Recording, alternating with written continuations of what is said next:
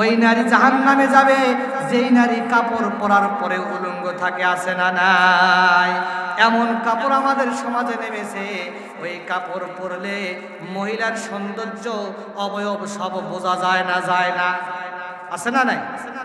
আছে না নাই? বলে নিসাউন কাসিয়াতুন আরিয়াতুন মুমিলাতুন, এমন নারী যারা কাপড় পরার পরে উলঙ্গ, কাপড় পরিধান করার পরেও তারা উলঙ্গ, তাদের সৌন্দর্য সবগুলো ফুটে ওঠে। আর ওই নারী, যেই নারী পুরুষকে নিজের দিকে আকৃষ্ট করে, আসে না নাই? পুরুষকে নিজের দিকে আকৃষ্ট করে, পুরুষেরা ওই নারীর দিকে আকৃষ্ট হয়। অনেক মা বোনেরা আছে যারা যখন বাজারে যায়, স্কুলে যায়, প্রাইমারিতে যায়, ইউনিভার্সিটিতে যখন যায়, এমন করা পারফিউম ব্যবহার করে, নবীজি বলেন যারা সুঘ্রাণ করা সুঘ্রাণ ব্যবহার করবে, ওই নারীরা কিয়ামতের ময়দানে জিনাকারিনী নারী হিসাবে আল্লাহর দরবারে হাজির হবে। বলেন নাউজুবিল্লাহ। আমাদের সমাজে, এই বয়রা সমাজে, এই এলাকায় এই ধরনের নারী নেই। কথা বলেন ঠিক কি না? এই কথা বলে বলবে হুজুর কি আনছে রে? হ্যাঁ, এই হুজুর আনলো কে? আসল কথা যদি কই পিঠের উপর পড়বে মই। কথা বলেন ঠিক কি না? বাজান আমার, ওই নারী জাহান্নামে যাবে যেই নারী পুরুষকে নিজের দিকে আকৃষ্ট করে, নিজেও আবার পুরুষের দিকে আকৃষ্ট হয়। শুধু তাই নয়, তাই নয়, অনেক নারী পুরুষের মতো পোশাক পরে, পুরুষের মতো পোশাক পরে না, আছে না নাই? পুরুষের মতো শার্ট গায়ে দিয়ে ঘরে, পুরুষের মতো জিন্সের প্যান্ট পরে ঘরে। নবীজি বলেন যেই নারী পুরুষের বেশ ধরবে, ওই নারীর উপরে আল্লাহ এবং আল্লাহর রাসূলের লানত। বলেন নাউজুবিল্লাহ। আর তারা কি করবে? চুলকে এলোমেলো রাখবে, ঘোড়ার ন্যাজের মতো চুল দেখিয়ে বেড়াবে, ভুরু প্যাক করবে, ভুরুগুলো প্যাক করতে থাকবে, আর তারা দাঁতকে শুরু করতে থাকবে, হাতের ভিতরে টাটু আঁকবে। এই ধরনের নারীরা জাহান্নামী হয়ে যাবে। আর এই কিছু পুরুষ আছে, দেখা যায় আমাদের সমাজে কিছু যুবক বাইরে আছে, এরা টাকনুর নিচে কাপড় পরে, আছে না নাই? আছে না নাই? ওই যুবকেরা আছে না নাই? যদি বলেন টাকনুর নিচে কাপড় পরে, মহিলাদের মতো বেন পরে ঘরে, মহিলাদের মতো বেসলাইট পরে ঘরে, মহিলাদের মতো সাজসজ্জা করতে তারা খুশি হয়। আল্লাহর নবী বলেন যারা, যেই নারী পুরুষের বেশ ধরবে আর যেই পুরুষ নারীর বেশ ধরবে, এই দুই শ্রেণীর মানুষ জাহান্নামী হয়ে যাবে। বলেন নাউজুবিল্লাহ। আমাদের সমাজে সেই বই চাপিয়ে দেওয়া হচ্ছিল, যেই বই পড়লে শরীফ থেকে শরীফা হবে। শরীফ থেকে কি হবে? কথা বলেন না কেন? শরীফ থেকে শরীফা হবে। যেই বই পড়লে শরীফা শরীফ হবে। শরীফা কি হবে? আল্লাহ পাক আমাদেরকে এই মুসিবত থেকে হেফাজত করেছেন, আলহামদুলিল্লাহ। এই পৃথিবীতে কোরআনের বিপক্ষে, ইসলামের বিপক্ষে কোন শিক্ষা ব্যবস্থা প্রচলিত হোক, এটা আমরা চাই না। চাই না? বলেন তো দেখি। এটা আমরা চাই না। ইসলাম বিরোধী কোনো আইন আমরা চাই। সন্ত্রাসদের হাতে আমাদের দেশকে আর রাখতে চাই না। সোনার মানুষ দিয়ে আমরা দেশ গড়াতে চাই। কথা বলেন ঠিক কি না? সোনার মানুষ দিয়ে, নেককার মানুষ দিয়ে এই দেশ যেন চলে, আমরা যেন শান্তিতে থাকতে পারি, এটা আমরা চাই। কথা বলেন ঠিক কিনা? মুআজ্জাজ হাজিরিন, আমরা বলতেছিলাম মা বোনেরা এসেছে, মা বোনদের জন্য কথা বলেছে। আমার মা বোনরা যদি 4টা কাজ করে, তারা সোজা জান্নাতে চলে যাবে। বলেন সুবহানাল্লাহ। 1 নম্বর, আল মারআতু ইযা সাল্লাত খামসাহা, 5 ওয়াক্ত নামাজ পড়তে হবে। কয় ওয়াক্ত নামাজ? মহিলারা, এত সাউন্ড হচ্ছে, একটু কমা দাও না। মহিলারা নামাজ পড়তে চায় না, রোজা রাখতে ভালোবাসে, নামাজ পড়তে চায় না। আল মারআতু ইযা সাল্লাত খামসাহা, মহিলারা যদি 5 ওয়াক্ত নামাজ পড়ে, তাহলে আল্লাহর নবী বলেন জান্নাতের দরজা 8টা, যে কোনো দরজা দিয়ে সে জান্নাতে প্রবেশ করবে। বলেন সুবহানাল্লাহ। তাহলে বোঝা গেল শুধু মহিলারা 5 ওয়াক্ত নামাজ পড়লে হবে, পুরুষদের পড়া লাগবে না। কথা কন না কেন? হ্যাঁ, পুরুষদের পড়া লাগবে না, শুধু জানাজা নামাজ পড়লেই হবে। আমাদের সমাজে একদল আছে, ওই 5 ওয়াক্ত নামাজের দরকার নাই, হেঁটে যেতেই নামাজ হয়, আছে না নাই? 5 ওয়াক্ত নামাজের দরকার নাই, বাতিনি নামাজ পড়ে। কি নামাজ? বাতিনি নামাজ। রুকু নাই, সেজদাও নাই, আছে না নাই? এই ধরনের নামাজ আমার নবীও পড়েনি, সাহাবায়ে কেরামও পড়েনি, ওলামায়ে কেরামও পড়েনি, আমরাও পড়ব না ইনশাআল্লাহ। একজন নাস্তিক সারা দুনিয়ার মুসলমানদেরকে লক্ষ্য করে একটি প্রশ্ন করলো, কয়েকটি প্রশ্ন করলো। 1 নম্বর প্রশ্ন হলো, দুনিয়ার মুসলমানরা, তোমরা যে বলো আল্লাহ ছাড়া পৃথিবীতে আর কেউ নাই, আল্লাহ হলো আদি অন্ত, তিনি আগে থেকেও ছিলেন, এখনো আছেন, ভবিষ্যতেও থাকবেন। কথা বলেন ঠিক কিনা? বলো তো দেখি, তোমাদের আল্লাহর আগে কে ছিল? তোমরা যে আল্লাহ আল্লাহ বলো, এই আল্লাহর আগে কে ছিল? এই প্রশ্ন ছড়িয়ে দিল। এক নম্বর প্রশ্ন। দ্বিতীয় নম্বর প্রশ্ন হলো, বলো তো দেখি আল্লাহ এখন কোন দিক হয়ে আছে? প্রশ্ন কঠিন না, সহজ করে বলেন। এবার দ্বিতীয় নম্বর প্রশ্ন করলো, আল্লাহ কোন দিক হয়ে আছে? তৃতীয় নম্বর প্রশ্ন করলো সমস্ত মুসলমানদেরকে উদ্দেশ্য করে, বলো তো দেখি মুসলমানরা আল্লাহ এখন কি করে? নাউজুবিল্লাহ বলেন। প্রশ্ন কয়টা বলেন তো বাজান? এক নম্বর হলো এই পৃথিবীতে আল্লাহর আগে কে ছিল, দ্বিতীয় নম্বর হলো আল্লাহ এখন কোন দিক হয়ে আছে, তৃতীয় নম্বর হলো আল্লাহ এখন কি করে। এই তিনটা প্রশ্নের উত্তর জানার দরকার আছে না নাই? কারা কারা জানতে চান দু হাত তুলে দেখা। নারায়ে তাকবীর, নারায়ে তাকবীর। হাত নামান। আমার আবার অভ্যাস আছে মানুষকে বেশি হাত তোলো, অনেক ভাইরা আছে হাত তোলেন, হাত নাড়ান, এগুলো মানুষকে বিরক্তকর করে। কথা বলেন ঠিক কিনা?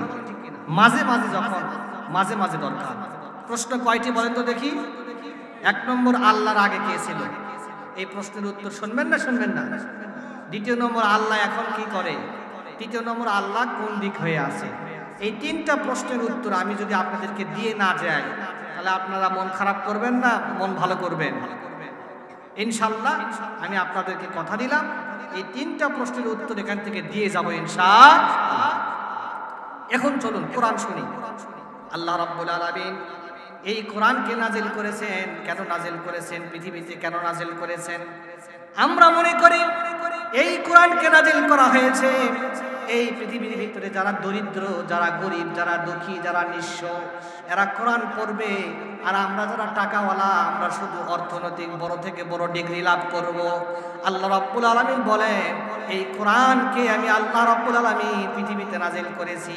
আল্লাহ পাক বলেন কিতাবুন আনজালনাহু ইলাইকা লিতুখরিজান নাসা মিনাজ যুলুমাতি ইলান নূর। এই কোরআনকে নাজিল করা হয়েছে মানুষ যেন অন্ধকার থেকে আলোর দিকে আসতে পারে, সন্ত্রাসী থেকে, চুরি বাটপারি থেকে, জনগণের অর্থ আত্মসাৎ করা থেকে, মানুষের উপর নির্যাতন করা থেকে, জুলুম করা থেকে যেন মানুষ আলোর দিকে আসতে পারে। আল্লাহ রাব্বুল আলামিন বলেন এই কোরআন এমন একটি কিতাব, যেই কিতাবের একটি অক্ষর তেলাওয়াত করলে ওই বান্দার আমলনামায় 10টা নেকি লিখে দেওয়া হয়। পৃথিবীতে এমন কোনো কিতাব নাই, এমন কোনো বই নাই যেই বইটি একটি অক্ষর তেলাওয়াত করলে, পড়লে একটা নেকি পাওয়া যাবে, আছে না নাই? আল্লাহ পাকের এই কোরআন যখন মানুষ তেলাওয়াত করে, এই কোরআন যারা তেলাওয়াত করে তাদেরকে বলা হয় তালিবে ইলম, হাফেজে কোরআন। আল্লাহর নবী বলেন মানুষের উপরে যত বালা মুসিবত আসে, ভূমিকম্প আসে, ঝড় আসে, টর্নেডো আসে, আসে না আসে না বলেন তো দেখি? এই সমস্ত মুসিবত 4টা কাজ করলে মুসিবত থাকে না। এক নম্বর হলো যেই জমিনের ভিতরে, যেই এলাকার ভিতরে মুয়াজ্জিন আজান দেয়, আল্লাহু আকবার বলে আজান দেয়, এই আজানের ধ্বনি যখন বেজে ওঠে, আল্লাহ রাব্বুল আলামিন ওই এলাকা থেকে মুসিবত দূর করে দেয়। মুয়াজ্জিনের দরকার আছে না নাই? আজকে আমরা মুয়াজ্জিনকে যত গালি দিতে পারি, মুয়াজ্জিনের বেতন যত কম হয়, মুয়াজ্জিনের বেতন নাই, মুয়াজ্জিনের কি নাই? বেতন। অথচ মুয়াজ্জিনের আল্লাহু আকবারের কারণে এই এলাকায় কোনো বালা মুসিবত আসবে না, বলেন সুবহানাল্লাহ। দ্বিতীয় নম্বর কারণ হলো হাদিসের মধ্যে বলা হয়েছে যখন কোনো হাজী সাহেব হজ করার জন্য ইহরামের কাপড় পরে, একটা সেলাইবিহীন লুঙ্গি পরে না বলেন তো দেখি?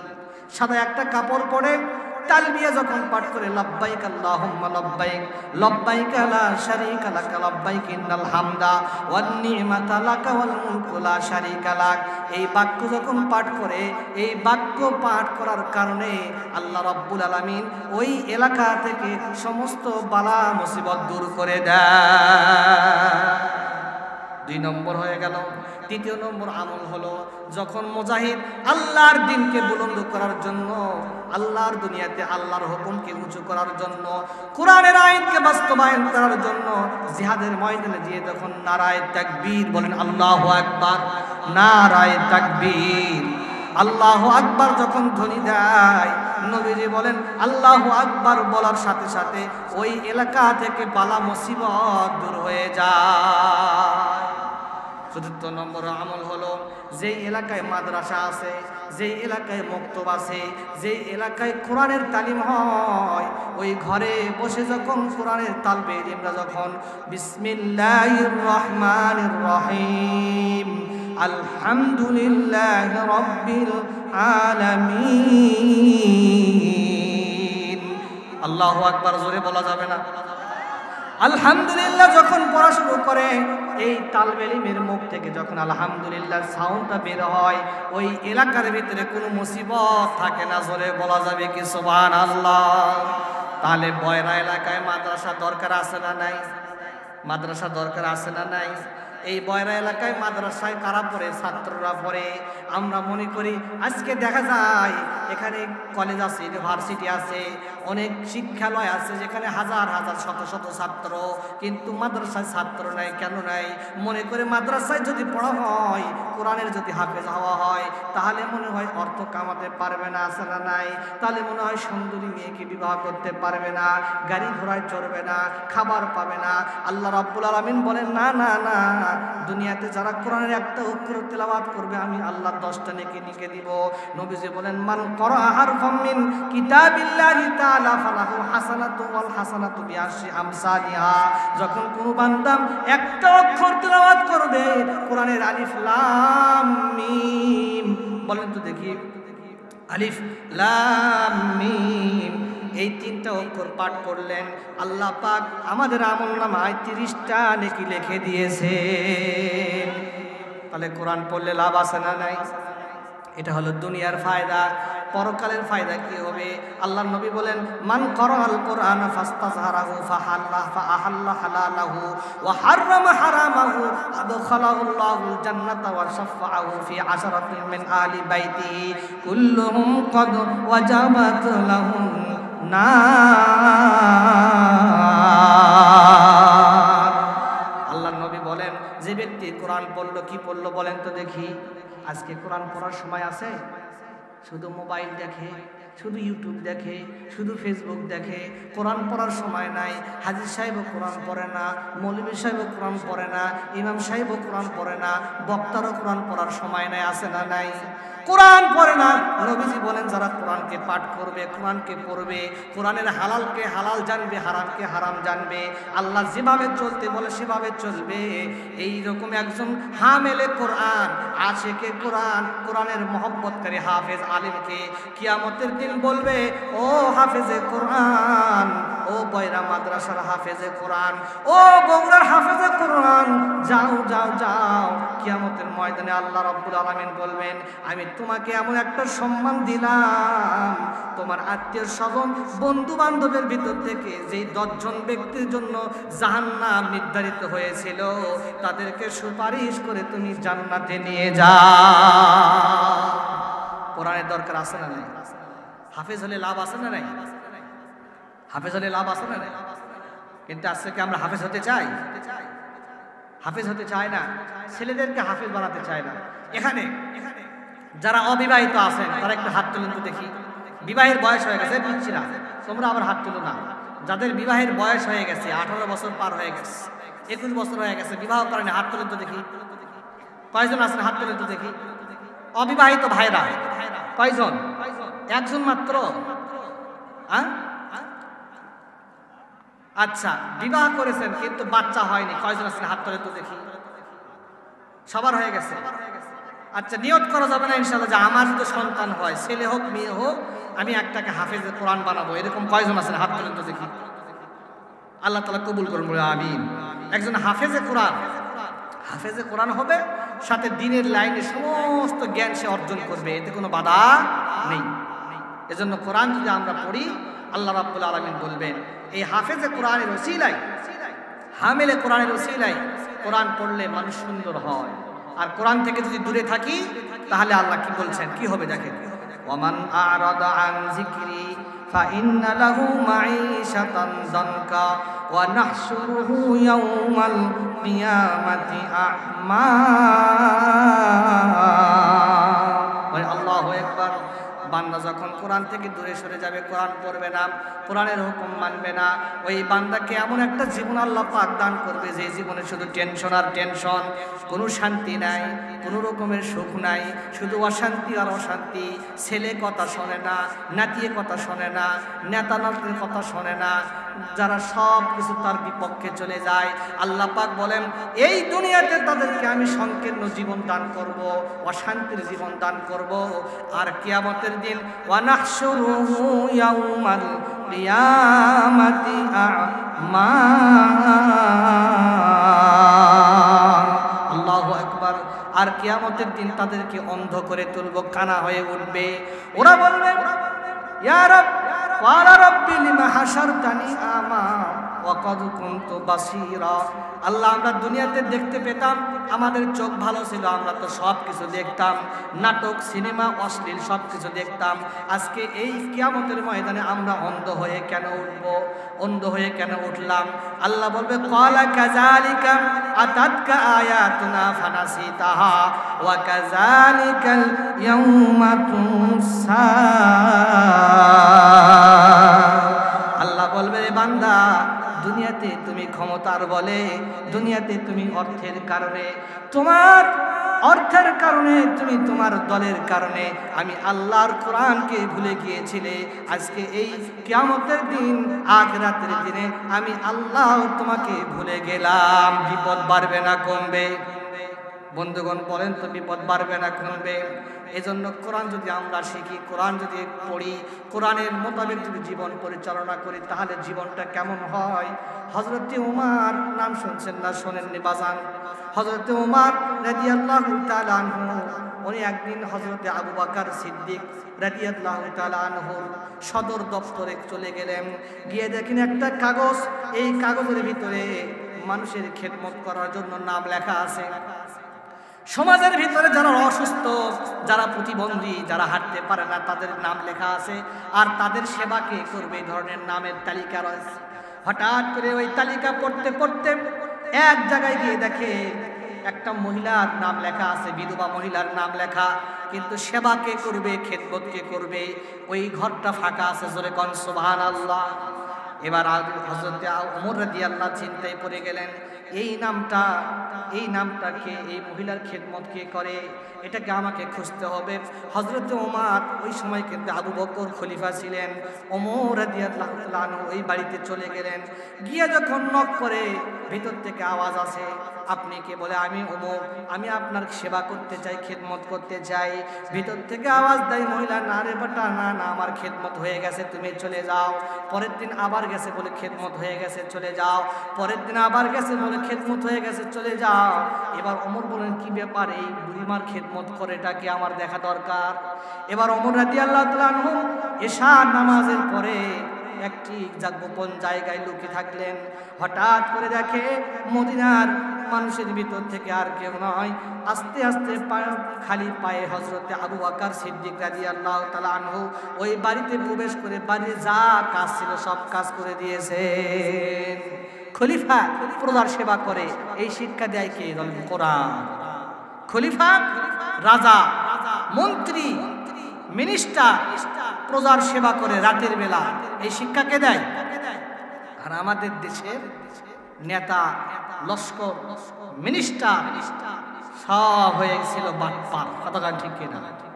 জনগণের টাকা চুরি করে সুইস ব্যাংক ধরা। কি ব্যাংক ধরা? লক্ষ লক্ষ কোটি কোটি টাকা মানুষের মেরে দিয়ে মানুষের উপরে জুলুম নির্যাতন করে। তারা ভালো আছে না খারাপ আছে বলেন তো দেখি? কেমন খারাপ আছে বুঝতে পারতেছেন তো? এটার কারণ হলো কোরআনের শিক্ষা। হযরতে ওমর রাদিয়াল্লাহু তাআলা আনহু আবু বকরকে ডাক দিয়ে বলেন, আমিয়া আমিরুল মুমিনিন খলিফাতুল মুসলিমিন, আপনি রাতের আধারে খেদমত করেন ভালো কথা, কিন্তু আপনার পায়ে কেন জুতা নাই? আবু বকর বলেন, রে ওমর, আমার পায়ে যদি জুতা থাকে, এই জুতার শব্দে আমার প্রজার ঘুম ভেঙে যাবে। এই জন্য আমি আবু বকর, কোন প্রজার ঘুম যেন না ভাঙে, এই জন্য আমি আবু বকর খালি পায়ে খেদমত করতে আসি। এখন আমাদের কি হয়? খেদমত করে 10 টাকা, ছবি তোলে হলে 1 লাখ টাকা। কয় টাকা? ত্রাণ দিচ্ছে, ত্রাণ ছবি তোলে, ত্রাণ দিচ্ছে, তোলার পরে ত্রাণের প্যাকেট চুরি করে নিয়ে চলে যায়। আসে না নাই? হ্যাঁ, কথা বলেন না কেন? আপনারা কি ভয় পাচ্ছেন নাকি? ভয় করতেছেন? মুআজ্জাজ হাজিরিন, এটা হলো কোরআনের শিক্ষা। এই তাফসীরুল কোরআন মাহফিলের উদ্দেশ্য হলো আমরা বক্তা, শ্রোতা, হাজি, গাজী, মুর্শি, মৌলবী, অধ্যক্ষ, ছাত্র, পাত্র, পাত্রী সবাই যেন আমরা মানুষ হতে পারি। কথা বলেন ঠিক কিনা? মানুষের মতো মানুষ হতে পারি, এই জন্য তো মাহফিল করা। মানুষ হতে হলে কোরআনের ছোঁয়ায় আসতে হবে। মানুষ ছিলেন আবু বকর রাদিয়াল্লাহু তাআলা আনহু, মানুষ ছিলেন হযরত ওমর রাদিয়াল্লাহু তাআলা আনহু। কেমন মানুষ ছিলেন হযরত ওমর রাদিয়াল্লাহু তাআলা আনহু? সময় বেশি জীবনের বন্ধু, গভীর মনোযোগ। হযরত ওমর রাদিয়াল্লাহু তাআলা আনহু খলিফা যখন ছিলেন, তার একটা গোলাম ছিল, নাম হলো আসলাম। কি নাম বলেন তো দেখি? আসলাম। আর আজকে আমাদের সন্তানের নাম হলো নাট। আছে না নাই? বল্টু, নাট, বল্টু, আর কি আছে? এমন এমন নাম, ওই নামে চেনা যায় না এটা কি মুসলমানের ছেলে নাম অমুসলিমের ছেলে। নবীজি বলেন যখন দুনিয়াতে কোনো বাচ্চা ভূমিষ্ঠ হয়, পিতার 1 নম্বর দায়িত্ব হলো তার সুন্দর নাম রাখবে। কিন্তু নাট, বল্টু, সুইচ, বাল্ব, ফ্যান আছে না নাই? এই ধরনের নাম আমরা রাখি। আল্লাহর নবীর সাহাবী হযরত ওমর রাদিয়াল্লাহু তাআলা আনহু গোলাম আসলামকে ডেকে বলেন, আসলাম রে চলো তো দেখি, এই যে মদিনার ভিতরে অনেক মানুষেরা আসে, চলো তাদের অবস্থাকে একটু পর্যবেক্ষণ করে আসি।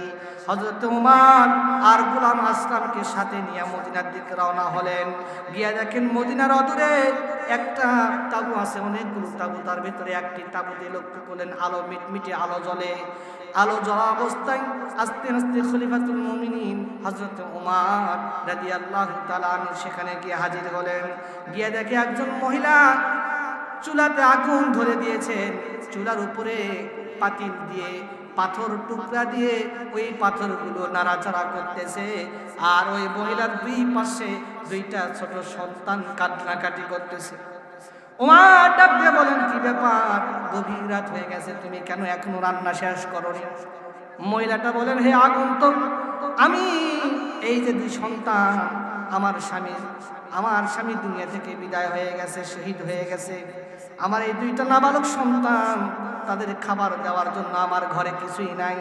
এই সন্তানদেরকে বুঝ দেওয়ার জন্য আমি পাতিলের ভিতরে পাথর দিয়ে নাড়াচাড়া করি।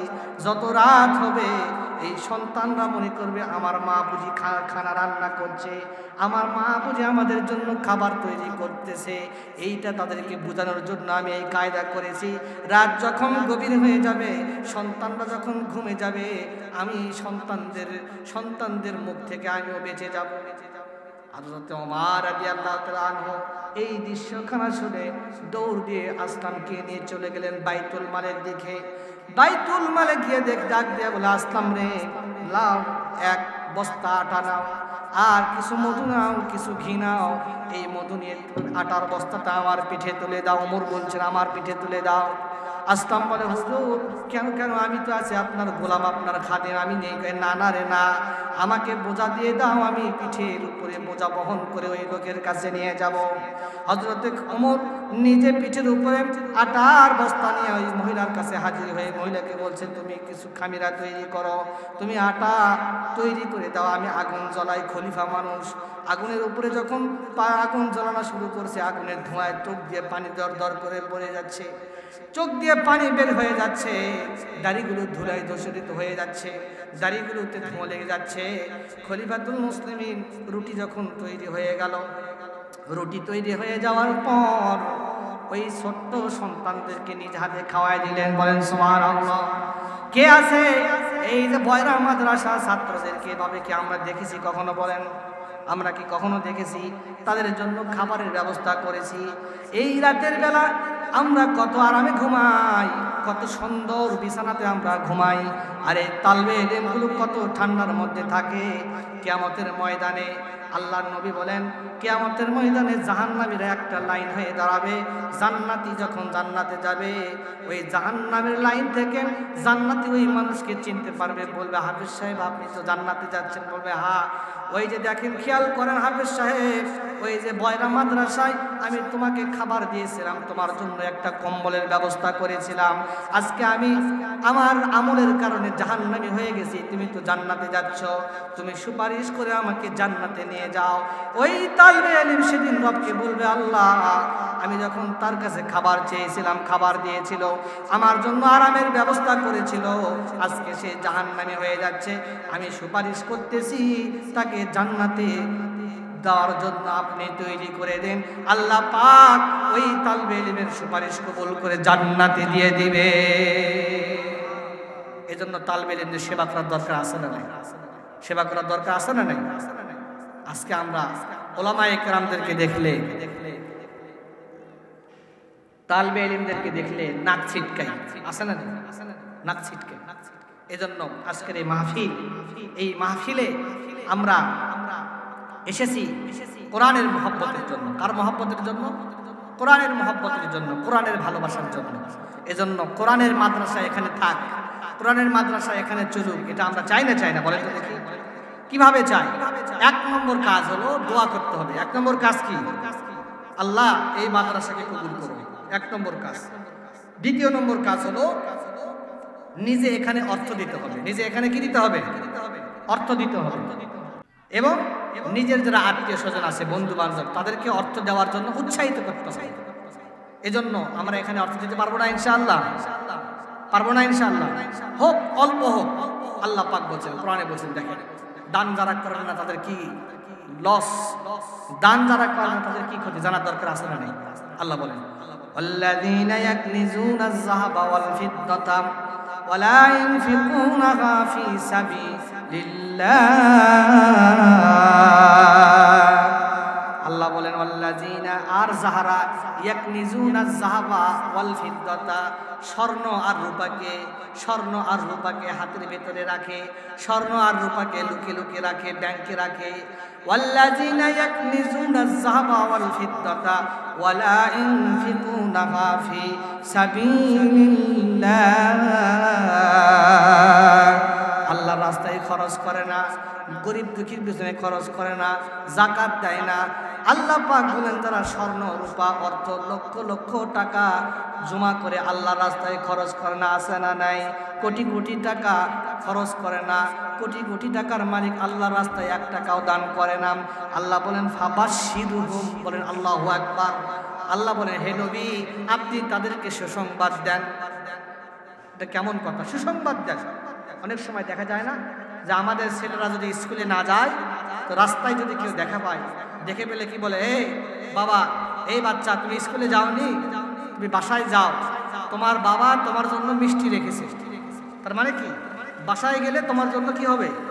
মারের ব্যবস্থা হবে। ঠিক আল্লাহ বলেন ফাবাশশিরহুম, তাদেরকে সুসংবাদ দাও।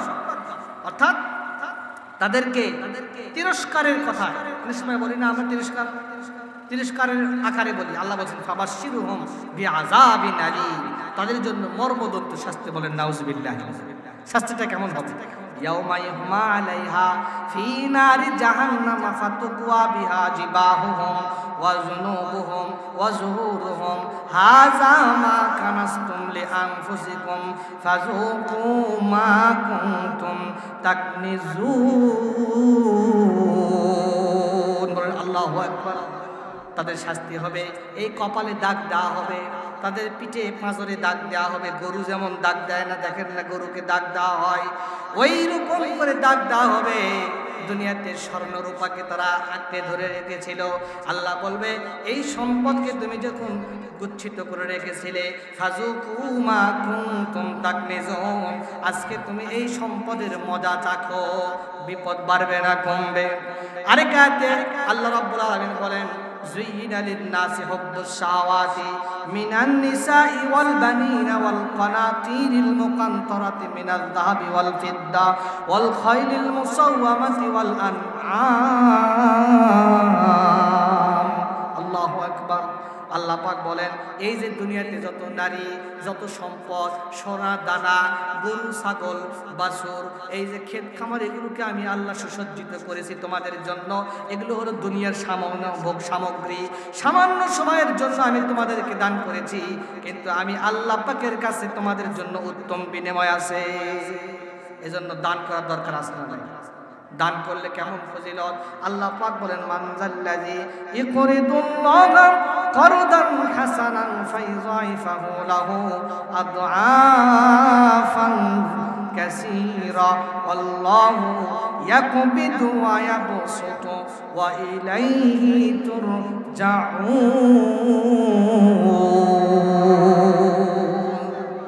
দান যখন করবে, আল্লাহ পাক বলেন একজন মানুষ যখন আল্লাহ রাস্তায় 1 টাকা দান করবে, আল্লাহ পাক ওই বান্দাকে 1 টাকার বিনিময়ে 10টি টাকা দান করার সওয়াব দিয়ে দিবে।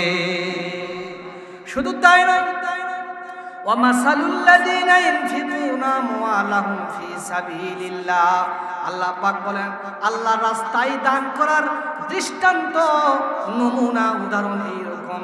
ইনফিকুনা ফি সাবিলিল্লাহ কামাসালি হাব্বাতিন আমবাতাত সাবআ সানাবিলা, যখন জমিনের উপরে কেউ একটি গাছ বপন করে, বীজ বপন করে, ওই বীজ থেকে যদি একটি গাছ উৎপন্ন হয়, ওই গাছের যদি 60টা শীষ হয়, ওই 60টি শীষে যদি 100টি করে দানা ধরে, তাহলে কয়টা হয়? 700 দানা। ওয়া মাসালুল লাযীনা ইনফিকুনা আমওয়ালাহুম ফি সাবিলিল্লাহ কামাসালি হাব্বাতিন আমবাতাত সাবআ সানাবিলা ফি কুল্লি সুমবুলাতিন মিয়াতু হাব্বা আল্লাহু ইউযাইফু লিমান ইয়াশা। আল্লাহ পাক বলেন যখন কোনো বান্দা 1 টাকা আল্লাহ রাস্তায় দান করে, ওই একটা গাছের মতো সে যেন জমিনে একটা গাছ বপন করলো। একটি গাছ থেকে যখন 7টা শীষ হয়, এই প্রত্যেকটি শীষে যদি 100টি করে দানা হয়, তাহলে কত হয়? 700 দানা হয়। 1 টাকা আল্লাহ রাস্তায় দান করলে আল্লাহ রাব্বুল আলামিন ওই ব্যক্তির আমলনামায় 700 টাকা দান করার সওয়াব দিয়ে দিবে। দরকার আছে না দান করা? নবীজি বলেন ইত্তাকুন নার ওয়ালাউ বিশিক্কি তামরাতিন, তোমরা জাহান্নামের আগুন থেকে বাঁচো, যদিও খেজুরের একটি টুকরা হোক না কেন। খেজুরের একটি টুকরা হলেও তোমরা জাহান্নাম থেকে বাঁচো। আজকে আমরা দান করি, দান করলে খোঁটা দেই, অমুক জায়গায় আমি 5000 টাকা দিয়েছি। কয় হাজার? আর মৌলভী সাহেব কোথায় গেল? আমাকে সালাম দিল না কেন? আমি বছরে 5 কেজি ধান দান করি। কয় কেজি ধান দান করি? আল্লাহ পাক বলেন এই দান যারা নিঃস্বার্থভাবে করবে, নাম যশের খাতি করে না, আল্লাহর কাছে চায়, তাদের 1 টাকা আল্লাহর কাছে 700 টাকা সমপরিমাণ সওয়াব দেওয়া হবে। বলেন সুবহানাল্লাহ। হযরতে আব্দুল্লাহ ইবনে মুবারক, নাম শুনছেন আপনারা? আব্দুল্লাহ ইবনে মুবারক আমিরুল মুমিনিন ফিল হাদিস, হাদিস শাস্ত্রের পণ্ডিত হযরতে আব্দুল্লাহ ইবনে মুবারক অনেক সম্পত্তির মালিক ছিলেন, অনেক অর্থের মালিক ছিলেন। হযরতে আব্দুল্লাহ ইবনে মুবারক রাদিয়াল্লাহু আনহু অনেক বড় মুহাদ্দিস। ওনার কাছে একজন ব্যক্তি এসে বললেন, হুজুর আমি অসুস্থ, আমি অভাবের মধ্যে পড়ে গেছি, আমি ঋণগ্রস্ত হয়ে গেছি, আমার 700 টাকা ঋণ। কত টাকা ঋণ? কত টাকা ঋণ? 700 টাকা ঋণ। এই ঋণকে পরিশোধ করতে পারতেছি না, দয়া করে আপনি আমাকে সাহায্য করুন। আজকে আমাদের সমাজে ঋণী যদি কেউ হয়, তাহলে তাকে আমরা কিন্তু করজ দেই না, দেই নাকি বলেন? করজ দেই না, তবে আমরা তাকে টাকা দেই, যেই টাকা দিয়ে বাচ্চা বের হয়, আছে না নাই? সুদ লাই, কি লাই? সুদ, সুদ। অথচ হাদিসের মধ্যে বলা হয়েছে একজন ব্যক্তিকে করজ দিলে দান করার থেকেও বেশি সওয়াব। বলেন সুবহানাল্লাহ। দান করার থেকেও কি বেশি সওয়াব। করজ এখন আছে? করজ নাই। না থাকার একটা কারণ আছে, যদি একবার কেউ করজ দেয়, ওই করজ নেওয়ার ব্যক্তি ফোনও ধরে না, দেখা হলে আরেক রাস্তাতে যায়। আসে না নাই? আসে না নাই? দোকানদাররা কষ্টের মধ্যে পড়ে গেছে, দোকানে বাকি খায়, যাহা বাকি বেশি হয় ওই দোকানের সাথে আর সম্পর্ক নেই, আরেক দিকে চলে যায়। এজন্য আমাদের উভয়কে, যারা করজ দেনেওয়ালা এবং লেনেওয়ালা, উভয়কে একটা সামঞ্জস্যের মধ্যে থাকা দরকার আছে না নাই বলেন? এগুলো আমাদেরকে শিখতে হবে।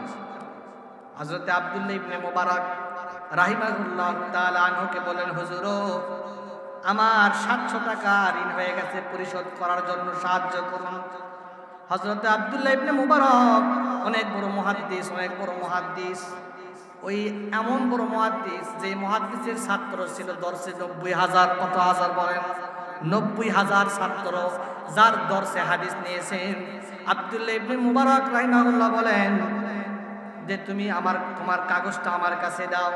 আব্দুল্লাহ ইবনে মুবারক ওই কাগজের ভিতরে লিখে দিলেন। খাজানচিকে বললেন, সেক্রেটারিকে বললেন, হে কেশিয়ার সাহেব, আমার এই পত্রবাহককে তুমি 7,000 টাকা দিয়ে দিবে। বলেন সুবহানাল্লাহ। চাইছে কত? 700। লিখে দিয়েছেন কত? 7,000। এই কাগজটা নিয়ে যখন সেক্রেটারির কাছে গেছেন, সেক্রেটারি বলছেন আমাকে 700 টাকা দেন, কিন্তু হুজুর লিখে দিয়েছেন 7,000। হুজুর লিখে দিয়েছেন কত হাজার? 7,000।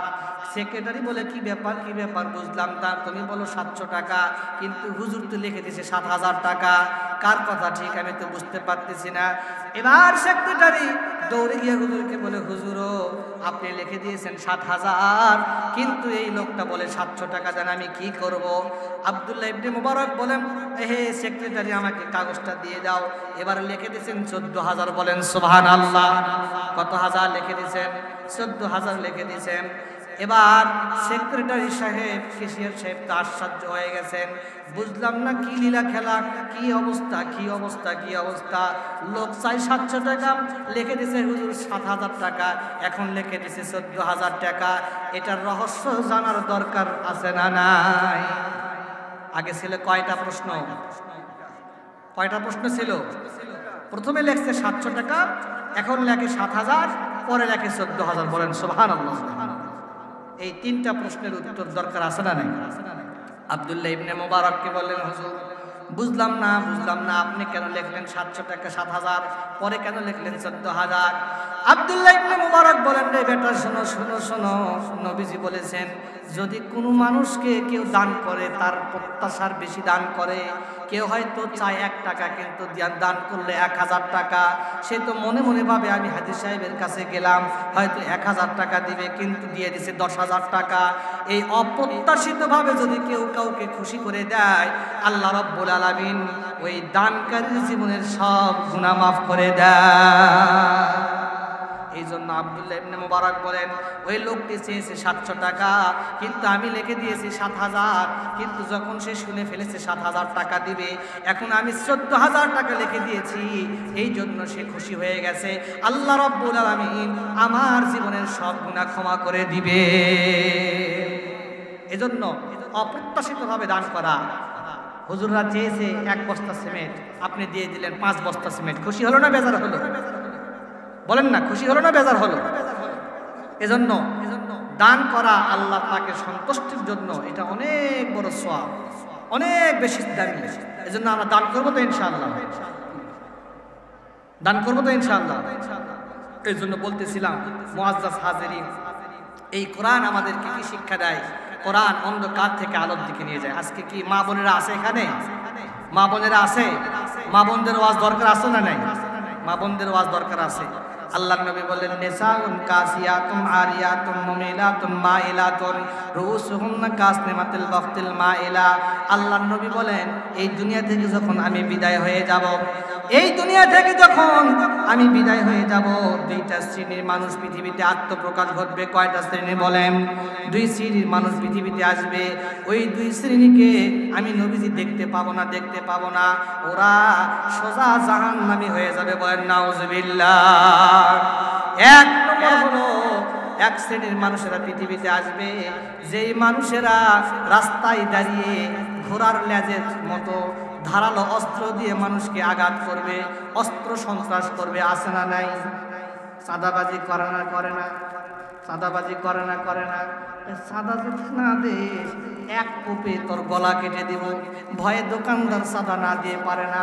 নবীজি বলেন, যারা মানুষকে ছুরি দেখে, অস্ত্র দেখে, রামদা দেখে, লোহার হাতুড়ি দেখে মানুষকে আঘাত করবে, এই শ্রেণীর মানুষেরা কিয়ামতের ময়দানে জাহান্নামে হয়ে যাবে। বলেন নাউজুবিল্লাহ। এক নম্বর শ্রেণী। দ্বিতীয় নম্বর হলো নিসাউন কাসিয়াতুন আরিয়াতুন মুমিলাতুন মাইলাতুন। দ্বিতীয় হলো ওই নারী, যেই নারী গভীর মনোযোগ দিয়ে শোনেন রে বাজান, মা বোনেরা গভীর মনোযোগ লাগান।